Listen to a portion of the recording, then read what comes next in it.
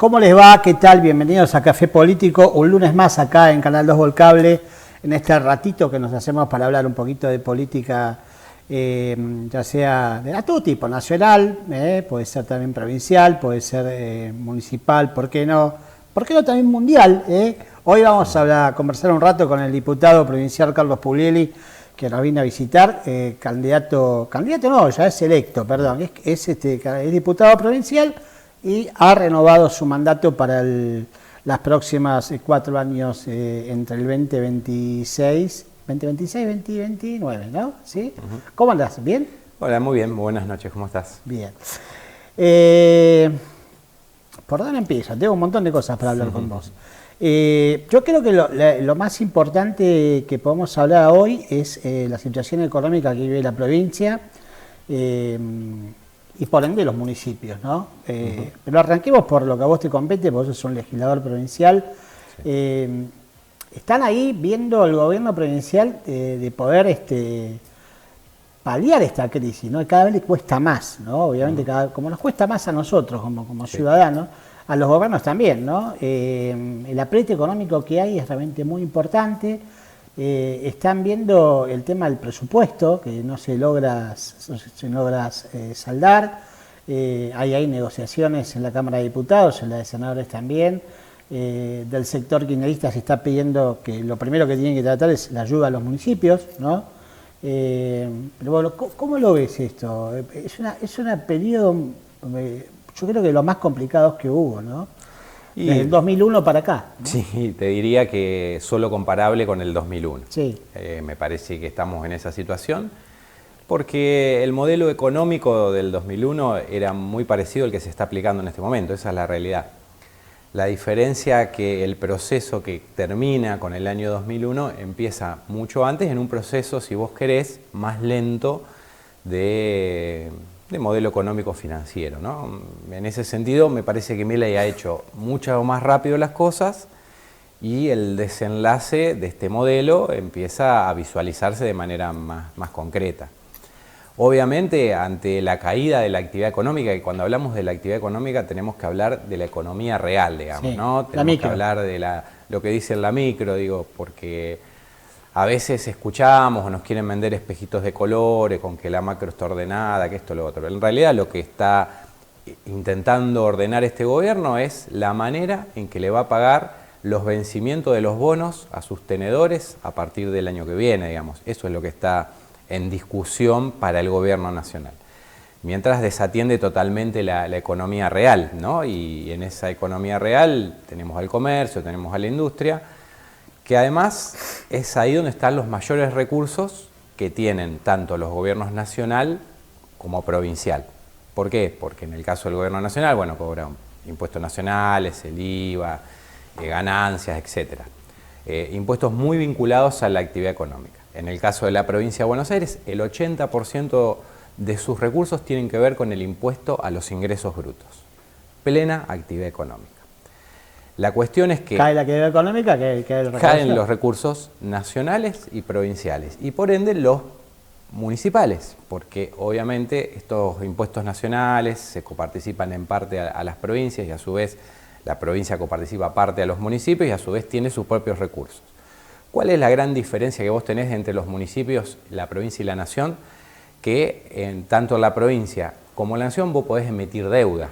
Tenés instrumentos de financiamiento que no los tienen los municipios. Entonces, claramente, el municipio solo tiene los recursos de coparticipación, que en general en municipios del interior de la provincia es muy importante ese ingreso.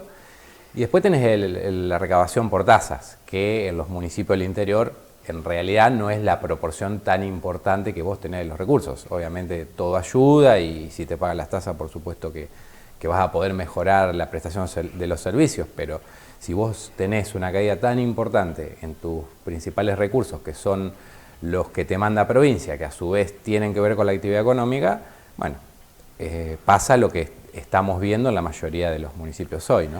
Ahora, vos hablas de generar deuda, ¿no? Tomar deuda. Sí. Esta mañana el ministro Bianco, en la conferencia que da todos los lunes, contó que la provincia pagó ya 320 millones de dólares de deuda que había tomado el gobierno de Vidal, o sea que se está arrastrando la deuda de la gestión anterior, ni siquiera la anterior, la otra la gestión, ¿no? Del otro gobierno, ¿no? Sí. Y después tenés trabado en la legislatura la posibilidad de tomar deuda nueva, que es una forma de financiarse que tiene la provincia, ¿no? Bueno, por eso un poco esto lo enganchamos con la pregunta anterior. Sí, primero es verdad que la deuda fue reestructurada, era una deuda que había tomado el gobierno de María Eugenia Vidal, como lo hizo bien, Macri. Muy bien, se bien. reestructuró, se lograron aplazar y poner bastantes cuotas. Bueno, hoy la provincia se endeuda básicamente para poder hacer el repago de los vencimientos, tanto de la amortización como de los intereses que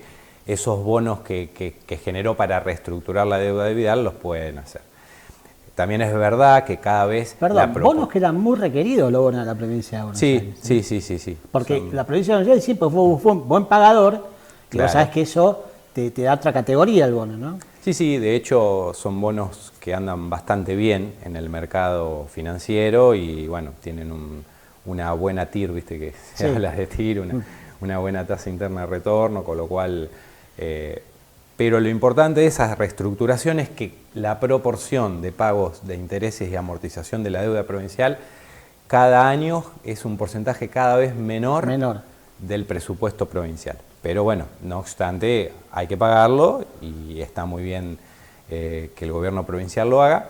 Y por ahí la traba está en que parte de ese endeudamiento, como los municipios no tienen esa posibilidad de generar esa otra parte del financiamiento, bueno, lo que por ahí se pretende es que una parte de ese endeudamiento caiga de alguna manera hacia los municipios, que la están pasando mal, digamos, ¿no? Sí, de la provincia lo que peor la pasa es el municipio, los municipios, ¿no? Obviamente. Por lo que pero ahí decía, también yo veo que hay una gran diferencia, porque, a ver, también leí el otro día que hay una gran diferencia entre los municipios del conurbano, ¿no? Si vos tenés la zona norte, comparado con la zona sur, también hay más diferencia a lo que es el interior bonaerense. El interior bonaerense la está pasando realmente mal, ¿no?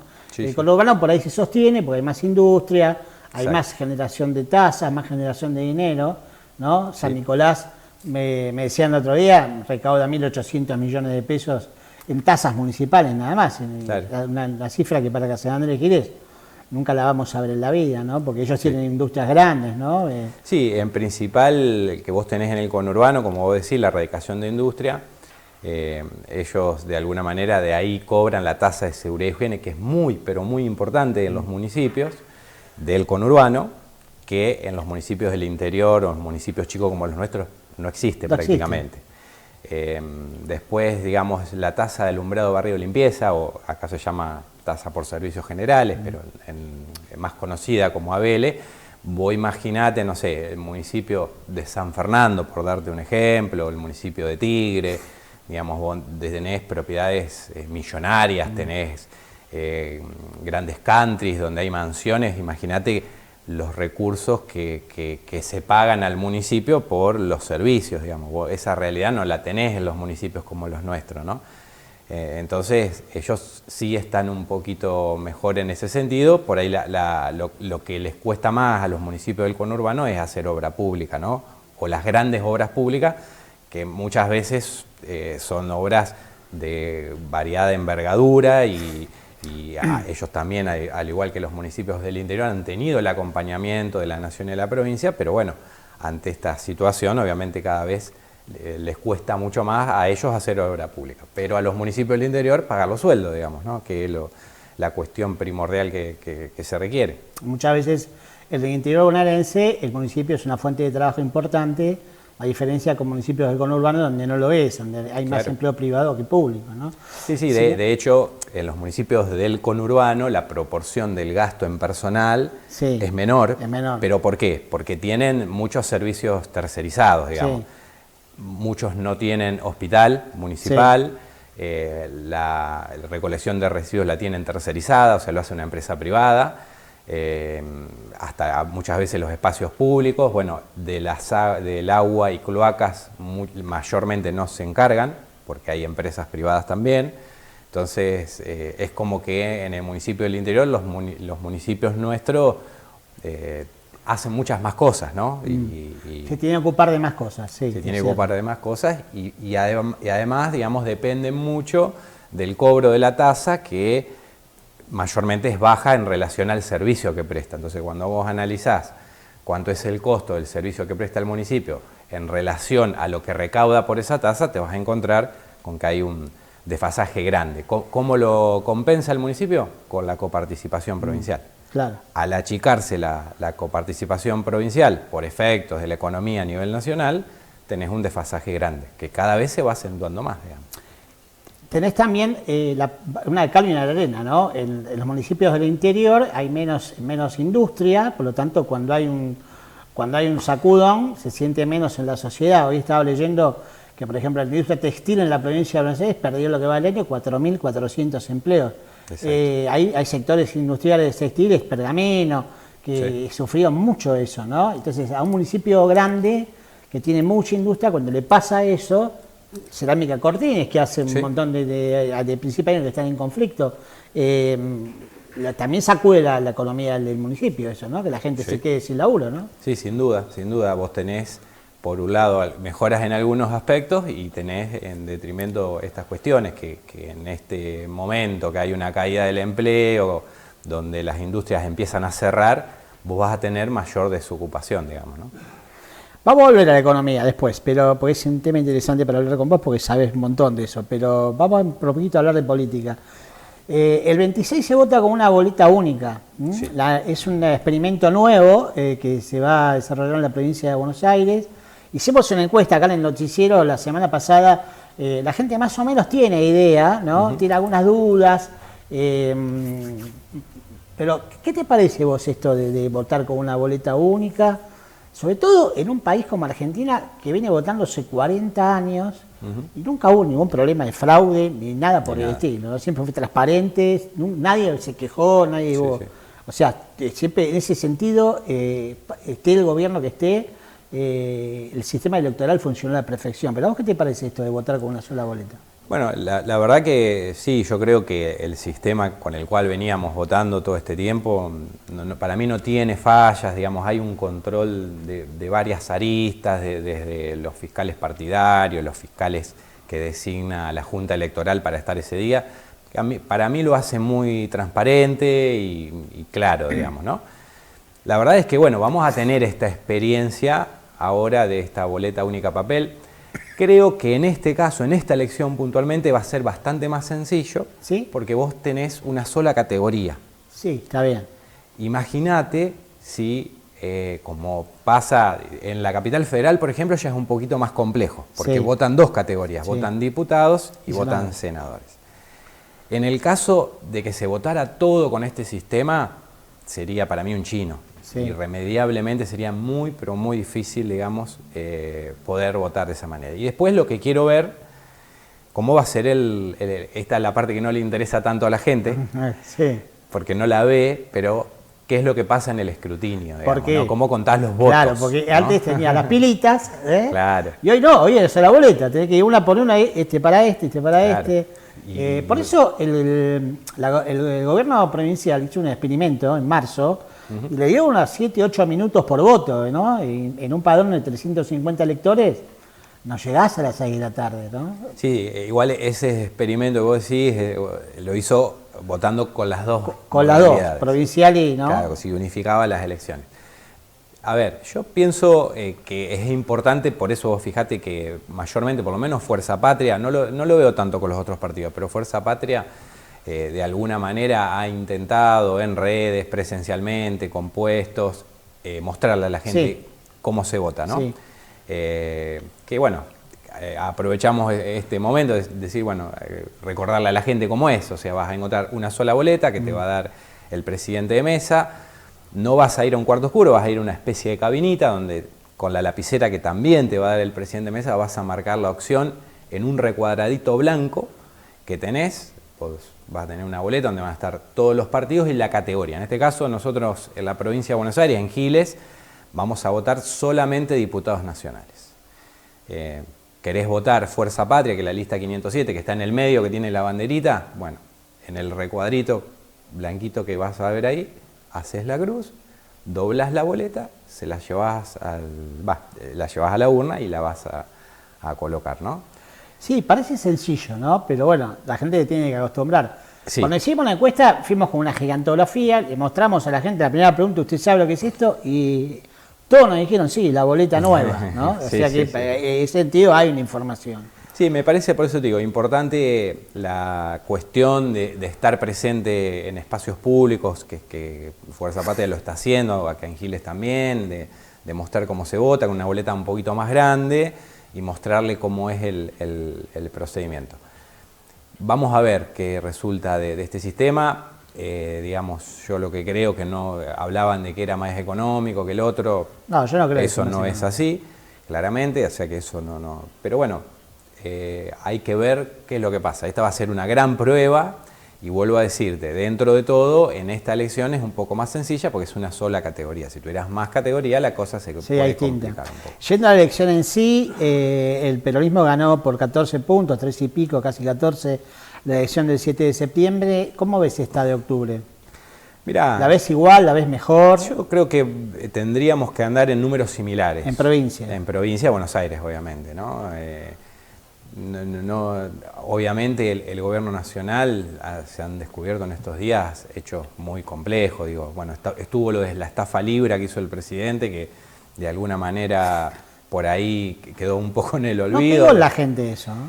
Medio complejo de interpretar, sí, para el que no está en ese mundo y por ahí digo, los perjudicados fueron gente que está muy en el mundo cripto, sí, digamos, cripto, ¿no? Después lo de la cuestión de las coimas de Karina, digamos. Pero eso sí me parece. Eso, ¿no?, entró un poco más. Eso entró un poco más. Y ahora, bueno, la cuestión del primer candidato, de Esper, me parece que bueno, eso realmente la gente lo está viendo, va viendo el proceso de lo que ha ocurrido y me parece que de alguna manera está entendiendo, sobre todo lo que se denomina el voto más blando, digo, aquel que por ahí votaba otras opciones y en el balotaje lo votó a Milei. Hoy, digamos, ve que eso no es las situaciones que supuestamente Milei vino a cambiar, ¿no? Habló de que iban contra la casta y la verdad que las cuestiones que estamos viendo es que más casta que esto no se consigue, ¿no? Siempre existe lo que se llama voto crítico, ¿no? El que te vota, pase lo que pase. Sí, sí. Vos tenés una foto de Milei matando a un nenito, te va a votar igual. Vos una foto de Cristina robándose una caja fuerte y te va a votar igual. Pero también está esta parte de la población, y además hay un actor nuevo, ¿no?, a nivel nacional, que es Provincias Unidas, sí, ¿no? Sí, hay que ver por ahí en otras provincias, no lo veo tan claro en la provincia de Buenos Aires. Pero lo va a complicar a nivel nacional en Córdoba, en Santa Fe, sí, en Río Negro, por ejemplo, ¿no? Sí, sí, donde había un votante, si vos querés, más del PRO en su momento, la Libertad Avanza, hay que ver en esas provincias cómo va a funcionar. Yendo a la cuestión económica, bueno, hoy fue un día, el lunes fue muy provechoso para los mercados, bajó mucho el dólar, pero si vos ves la secuencia es una película, ¿no? Porque el gobierno empezó a principio de año con una cosecha récord, sí, después con un blanqueo, después con un 12.000 millones que le dio el fondo, después con un regalo que les hizo a las exportadoras de grano de no cobrarle las retenciones y hacerse de 7.000 millones de dólares. Toda esa plata se le estaba esfumando en lo que era pagar las importaciones, pagar sí, los dólares a la gente que viajaba, la gente que compraba las aplicaciones. Y ahora sale este apoyo de Estados Unidos que a todos nos da que pensar, ¿no? Sí, sí. Porque nadie te ayuda porque sí, ¿no? No, sin duda, sin duda. Y digamos, bueno, es todo dinero, como bien decís, para sostener este modelo financiero, digamos. Que además, tantos millones de dólares que va a dar Estados Unidos al vecino nuestro, al comerciante, al industrial, a la pyme, no le van a resolver nada, digamos. En realidad, ese recurso viene claramente para sostener el esquema financiero de tener un dólar estancado para que aquellos que han invertido en el carry trade o en la bicicleta financiera con un dólar estancado puedan hacer ganancias exorbitantes en dólares, que es lo que vienen haciendo hasta ahora. Y si comparamos, por ejemplo, con el gobierno de Alberto en la última parte, donde Massa fue ministro de Economía, vos no te olvides que a la guerra con Ucrania, que había generado inconvenientes en los recursos, después hubo una sequía que le hizo perder, sí, en un año 20.000 millones de dólares al gobierno de Alberto, que en ese momento gobernaba Massa en la parte económica. Hoy, como bien decías, o sea, tuvo el blanqueo de capitales, alrededor de 20.000 millones, cosecha récord, no sé cuántos miles de millones más. Tuvo un montón de recursos y, sin embargo, el dólar se seguía yendo. Bueno, con el agravante de lo que vos decís, los recursos, los dólares que se van por el tema del turismo, digamos, porque te sale barato aquel que tiene algunos dólares, aquel sector de la sociedad que tiene esos dólares, irse afuera por el valor del dólar. Pero volvemos a lo mismo, digamos, o sea, es todo un esquema de demasiada cantidad de dólares para sostener un modelo que va en detrimento del trabajador, del jubilado, de la clase media, etcétera, digamos. Modelo que ya vimos y sabemos cómo termina para ese sector. Mientras un sector muy chiquito de la población hace monumentales ganancias, ¿no? Yo lo escuché, anoche lo escuchaba a Caputo decir que era el gobierno que más dólares había comprado, 53.000 millones de dólares, cosa que es verdad. Pero lo que pasa es que se lo patinaron todo en 6 meses, o sea. Sí. Y aparte son dólares que compraron a casi 2.000 pesos cada uno, ¿no? Exacto. Y no son dólares que vayan a engrosar lo que se llama cuenta capital, ¿no? Que es lo que vos tenés ahí guardadito para lo que sea. Lo recibís y lo recibís lo entregás. Sí, es solamente tener dólares para pagar los vencimientos de deuda que tienen. En enero tienen el año que viene más o menos son 4.500 millones de dólares. 30, ¿no? El cupón, el 30. Entre otros, ¿no? Entre otros, tenés un montón, pero sí, la amortización y los intereses de todos esos bonos, digamos, ¿no? Que la verdad, volvemos a lo mismo, digamos, nada le beneficia, digamos, porque por ahí uno escucha, Estados Unidos le va a dar tanto, bueno, eso dinero no va ni a una autopista, ni a una ruta, ni a un hospital, no va a nada. Nada. Que además, digamos, el gobierno nacional se desentiende de todas estas cuestiones, ¿no? Y esto a mediano y largo plazo lo vamos a pagar. Ya vemos las rutas nacionales, el grado de deterioro que tienen, digamos. Y a veces, digo, hacer una ruta no es solamente pensar, digo, en la persona que viaja, digo, también lo haces en función de la producción, en función de trasladar los productos desde los lugares primarios al puerto, en sostener el tema de la comercialización. Digo, esa infraestructura es muy importante en un país, en todos los países. Y bueno, la verdad es que desentenderse como lo hace este gobierno, la verdad nunca se ha visto en ninguna parte del mundo. Digo, no que no se ha visto en Argentina, no se ha visto en ninguna parte del mundo. Es inédito. Vamos a una pausa y ya seguimos charlando con Carlos Pugliese. Bien, continuamos en Café Político conversando con el diputado provincial Carlos Pugliese, diputado electo por Fuerza Patria, asumirá su segundo mandato el 10 de diciembre. Hoy viajó Milei a Estados Unidos, se va a juntar con el presidente de Estados Unidos. Hablan de anuncios, yo creo que ya Scott Bassett dijo más o menos lo que iba a pasar, pero hablan de una supuesta especie de convertibilidad. Ahora, también lo escuché a Caputo decir anoche con Majul, que él no cree que se pueda hacer porque no hay dólares, ¿no? Y son esos mensajes cruzados que tiran que no sabes para dónde disparar, ¿no? Sí, la verdad es que es bastante raro, digamos, lo que a veces pareciera que el presidente está en un mundo y el ministro de Economía está en otro, digamos, ¿no? La verdad que es raro. Yo quisiera ver qué van a decir mañana, pero es como vos decís, me parece que mucho más de lo que dijo Bessent no se va a decir. No. Y en caso de que se dijera algo, volvemos a lo que decíamos hace un ratito, va a ser para el mundo financiero, digamos, no veo, digamos, alguna cuestión para el ciudadano común, digamos, ¿no? Hay palabras que vos no escuchás en la boca del presidente, ¿no? Producción, empleo, esas cosas ni siquiera las toca el hombre, ¿no? No le interesa, para nada, para nada. El otro día fue a Mar del Plata a inaugurar una inversión de una empresa de papas fritas, qué sé yo, norteamericana. Era antigua esa empresa. Sí, bueno, eso venía de la mano de Massa, lo había traído Massa. ¿No? Claro. Ahora se hizo la inauguración, con lo cual, digo, tenés esas cosas, esas poquitas cosas que habla, es rédito de otro que trabajó para que viniera. Sí, es muy loco, sí. Si bien es cierto que la proyección económica de Argentina da que para dentro de 4 o 5 años comienza a entrar muchísimos dólares de la exportación petrolera, de litio, o sea, minera, hablan de 40, 45 mil millones de dólares. Pero claro, hay que llegar hasta ahí, ¿no? Sí, hay que llegar y hay que también decir cómo llegamos a este punto, por qué existe Vaca Muerta. Y existe Sí. Vaca Muerta porque hace varios años Hubo una decisión política. Una decisión política.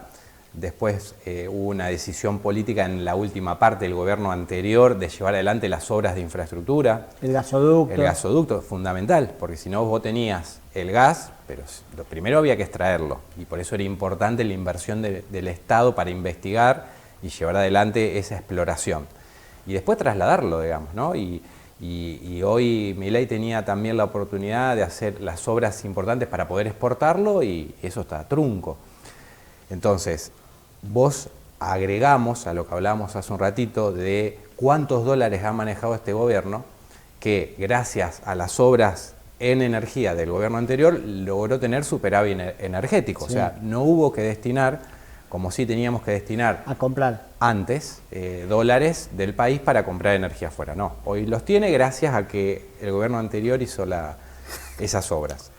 Y es verdad que son una oportunidad para nuestro país, pero para eso hay que generar las obras de infraestructura necesarias, hay que hacer y terminar la obra del gas reversal al norte para que le podamos exportar a Brasil, por ejemplo. Bueno, todo ese tipo de situaciones son importantes y yo creo que nos ponen a Argentina como un punto estratégico en cuanto tiene que ver con la energía, pero bueno, hay que hacer las obras desde el gobierno nacional. Con un problema que tienen estas inversiones. Está bien, digamos, generar este tipo de inversiones para tener gran cantidad de dólares y no necesitar por ahí dólares que te presten, sino tener dólares genuinos, pero vos tenés un agravante. Ese tipo de industrias tienen baja intensidad de mano de obra, con lo cual hay que hacer eso y estoy, digamos, de acuerdo en eso, pero hay que acompañar a la pequeña y mediana empresa, que es la que te genera la mano de obra, porque si no vas a tener un país donde volvemos muy poquitos, que podrían ser, digamos, los beneficiarios de este sistema, la van a pasar bien y el resto o la mayoría de los argentinos no van a tener en qué trabajar.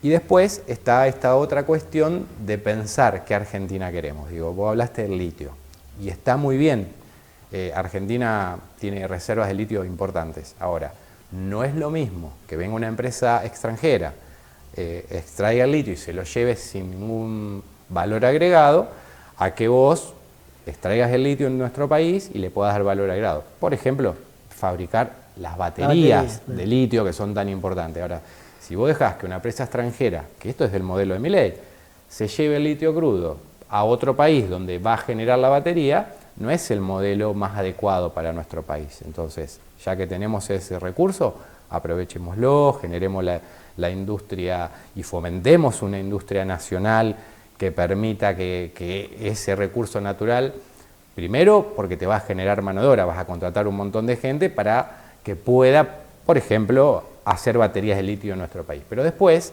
no es lo mismo el valor de litio sacado crudamente o crudo que la cantidad de dólares que vos recibirías si te llevas la batería, por ejemplo, ¿no? Si exportaras la batería de litio y no el litio crudo. Y además hay otro tema, porque, a ver, también la transición, al muchacho que trabaja una metalúrgica en Loma de Zamora y cierra y se queda sin laburo, al otro día no se puede ir a laburar a Vaca Muerta. Sí, ¿no? Entonces, tiene que haber una transición para que la gente que se queda sin trabajo pueda conseguir laburo rápidamente. O sea, no hay si vos abrís las importaciones rápidamente, ¿no? Cerró Tía Maruca, ¿no? Que todos comíamos los bizcochitos de Tía Maruca.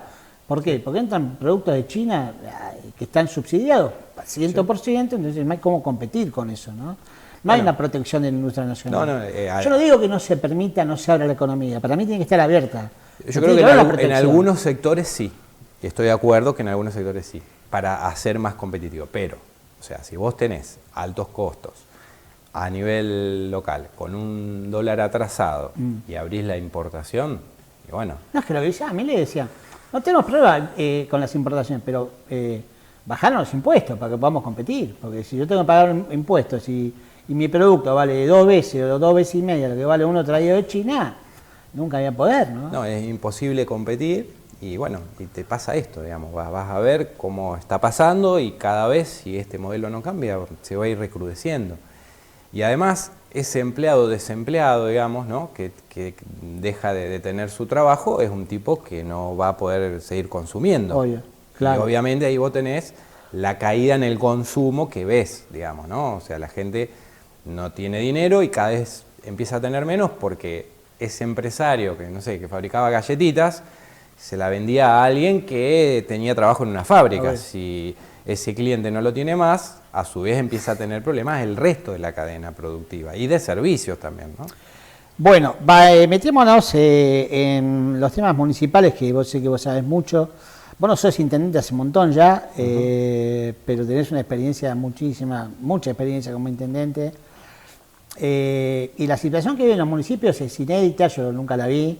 El municipio de San Andrés de Giles debe 1.700 millones de pesos a sus proveedores. Es una situación acuciante que se suma a la baja recaudación.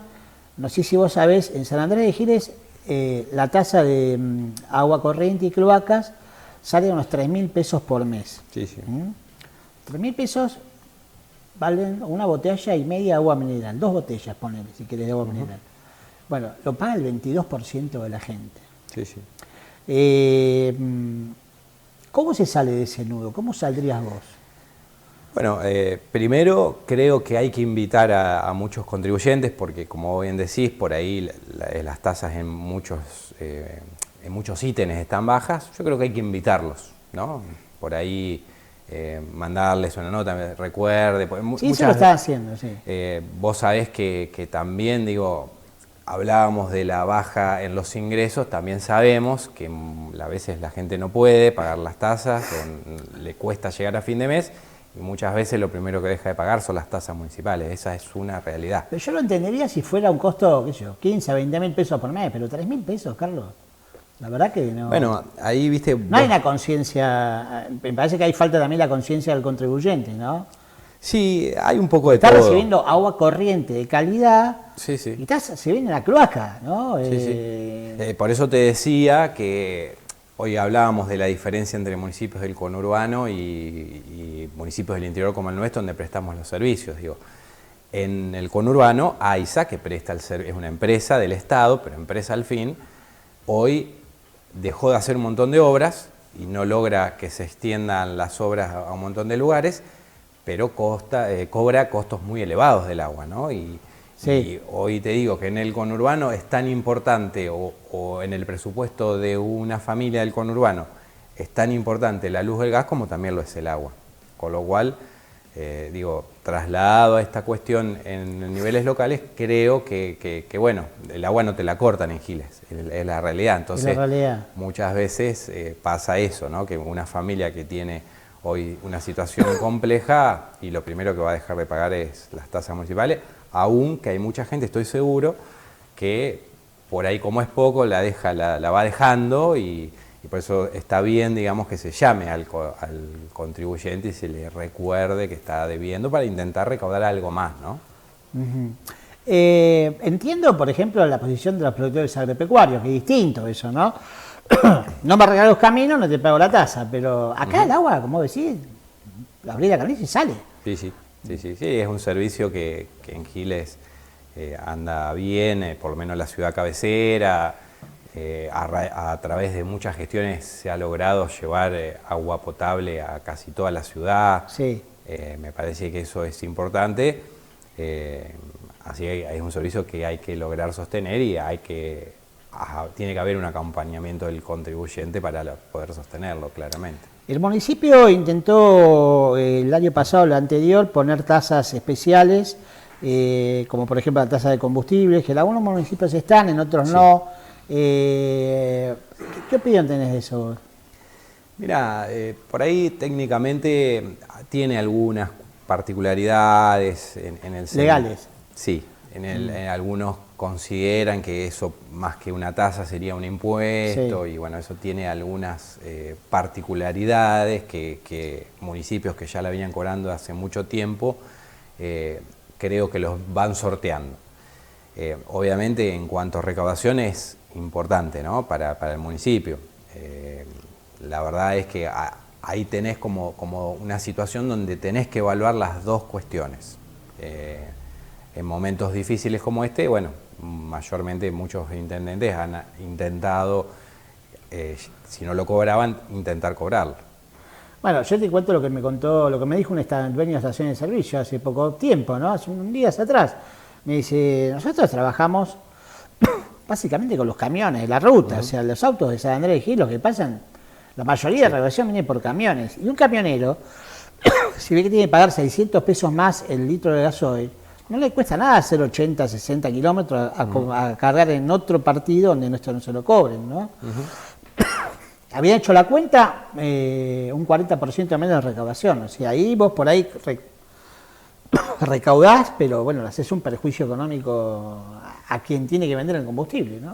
La verdad es que es un tema complejo, tiene muchas aristas y además vos, con esta cuestión, vos podés tener municipios con distintas tarifas en cuanto al combustible. Entonces te pasa lo que vos decís, por ahí terminan yendo al lugar que te cobra más barato, sobre todo aquellos que mayormente consumen. Sí, los camiones, porque el que vive acá no va a cargar a Chacabuco. No. Sí, por eso digo, es un tema que hay que obviamente se entiende la intencionalidad de poder generar ingresos importantes a través de esa tasa, pero hay que estudiarlo muy bien y tiene particularidades que requieren su atención y su mirada, ¿no? Bueno, yo recuerdo que vos fuiste el que instauró en su momento, cuando apareció el Procrear, diste solución a un problema, que había un montón de gente que tenía el crédito aprobado, pero no tenía lote, y vos creaste algo así que se llama convenios urbanísticos, y así hiciste el barrio... Álvarez. El barrio Álvarez, sí, claro, de familia Álvarez, sí, me acuerdo. Que dio muy buen resultado ahí, porque me acuerdo que eran lotes que se venían a 100.000 pesos, que no era barato ni tampoco era caro, pero bueno, le dio la posibilidad a un montón de familias de tener su propiedad, ya tenían la plata para hacer su casa, pero tenían de la tierra, y vos lo prolongaste en el tiempo, yo creo que medio se desdibujó, porque desde el año 2015, vos eras intendente en 2015, sí. Fue el último loteo que hubo en San Andrés de Giles, ¿no? Hace 10 años, ¿no? En realidad hubo unos más, porque vos tenés el barrio Scully, que también se hizo... Pero esa era gente que había tomado, ¿no? Sí, vos me hablás de convenios urbanísticos en concreto. Obviamente. Pero a través de convenios urbanísticos se consiguieron los lotes que están en la Belgrano también, enfrente al supermercado. Lamentablemente el Procrear que quedó parado. Quedó parado, bueno, esa era... Milei, ¿no? 70 viviendas, ¿no? Sí. Y después, bueno, se han generado varios convenios urbanísticos, por ahí con distinta metodología para intentar lograr tierra para el municipio, digamos, ¿no? Este que hablaba, que nos tocó generar para este barrio que lamentablemente Procrear quedó estancado por el gobierno nacional actual, pero hay una serie de convenios urbanísticos que se hicieron en varios lugares y a través de un único convenio logramos que esas tierras pasaran al municipio para centralizar en ese lugar, en esas tierras, las tierras necesarias para, bueno, llevar adelante el barrio Procrear, ¿no? Bueno, pero después también se instituyó esto, yo creo que no eras intendente, que en vez de entregar tierra se puede entregar material para mejoras en calles, ¿no? Bueno, esto quizás el municipio lo necesitaba, ¿no? El aporte económico, pero también le quita la posibilidad de tener tierras, ¿no? Sí. Ahora, yo lo que te pregunto, yo veo que la política territorial de San Andrés de Giles está muy enfocada hacia el desarrollo del mercado inmobiliario, ¿no? ¿No hay un exceso con eso? ¿No te parece que hay un exceso hoy en día de eso? Mira, como vecino te lo pregunto, ¿eh? No, yo creo que hay un código de ordenamiento urbano que, bueno, fue modificado y en realidad lo que pensó es cómo va a crecer la ciudad en distintas zonas de nuestra ciudad cabecera y en las localidades. Corrigió algunas cuestiones complejas, por ejemplo, el anterior código vos podías en un radio de 3 kilómetros, y no importa en el lugar que estuvieras, construir barrios en las localidades, en un perímetro de 3 kilómetros. Bueno, yo creo que este código lo corrige a eso, porque lo que establece no es un número arbitrario, como era este de 3 kilómetros, y establece hacia dónde crece cada una de las localidades. En realidad esto es el código, y es pensar a futuro. Obviamente vos vas a tener en el camino hacia cómo se va consolidando esa ampliación urbana un montón de conflictos, porque bueno, vas a tener seguramente conflictos con algunas actividades que están circundantes a la zona urbana de la ciudad cabecera y de las localidades, pero bueno, es un proceso que vos comenzás y tenés que ir viendo de qué manera a través de convenios urbanísticos vas logrando, por un lado, que la ciudad y las localidades se amplíen, pero también cómo le generás tierra al municipio para, por ejemplo, cuando aparecen los programas nacionales o provinciales, vos tengas las tierras para llevar adelante el plan de vivienda. Creo que cuando vos eras intendente había este planteo, ¿no? Que había gente que necesitaba un lote porque no tenía cómo comprarlo, había gente que necesitaba el lote, pero que sí que podía pagarlo, o sea que había distintos estamentos, ¿no? En la necesidad de la gente, ¿no?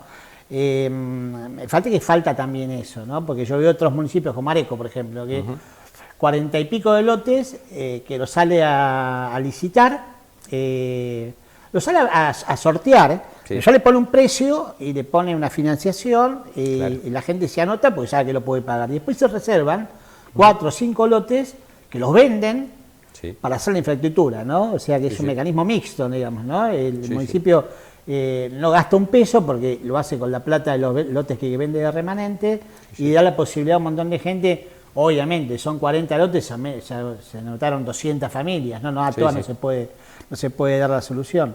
Pero falta también, me parece, eso del funcionamiento mixto, ¿no? Del sistema mixto, ¿no? Es fundamental el funcionamiento mixto, es fundamental lo que vos decías, dentro de las posibilidades y dentro de cada tipo de plan que vos lleves adelante, que la gente pueda pagarlo, digamos, ¿no? Que vos hagas un esquema donde todos paguen, de alguna manera, teniendo en consideración qué tipo de barrio, claro. Qué tipo de vivienda estás llevando adelante, pero que todos paguen y hagan el esfuerzo, ¿no?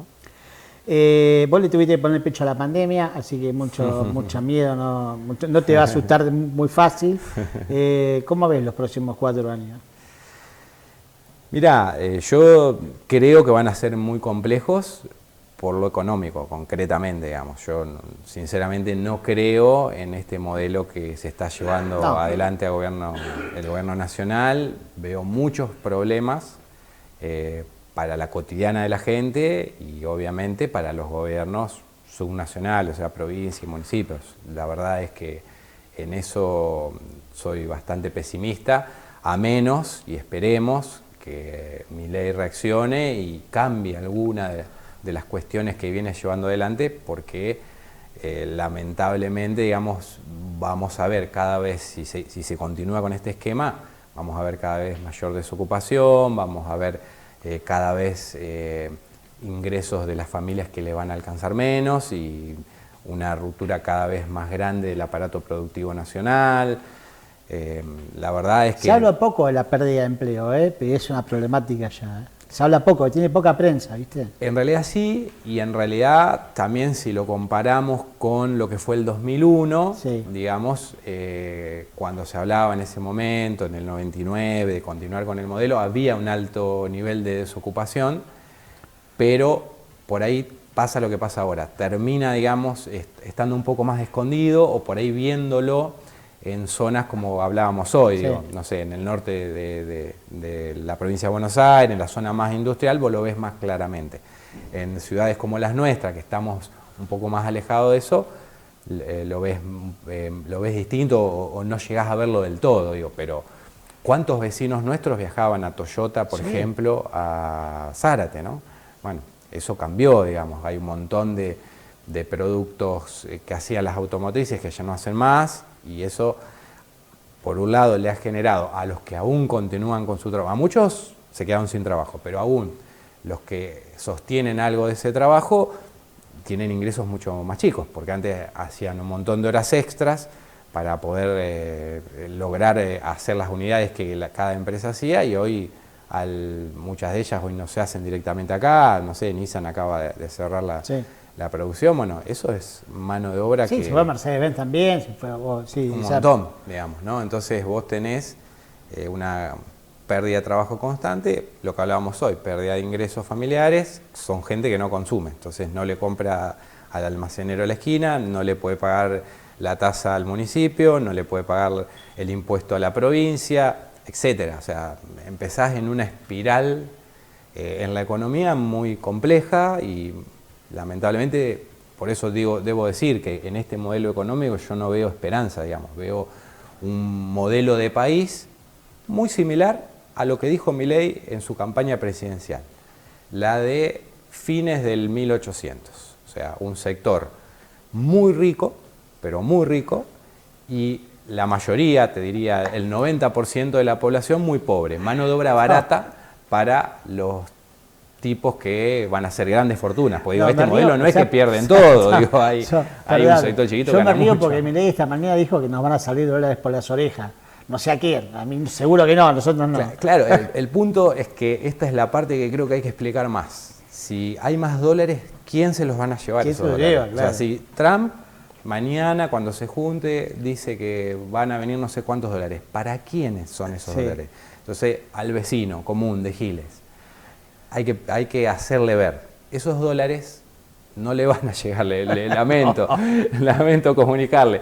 Si no sos Alperín, si no... El otro día en Estados Unidos el señor que murió dejó con citamento que tiraran $300.000 de un helicóptero arriba del pueblo donde nació, ¿viste? Llovieron dólares, pero solamente pasó en ese momento en Estados Unidos, acá no va a pasar. No, lamentablemente, y por eso digo, hay que hacerse preguntas y hay que estudiar y hay que mirar, digamos, ¿a quién beneficia este modelo económico que lleva la Milei? Porque hay gente que se está beneficiando, sí, claro, mucho, pero lamentablemente no es el común de la gente.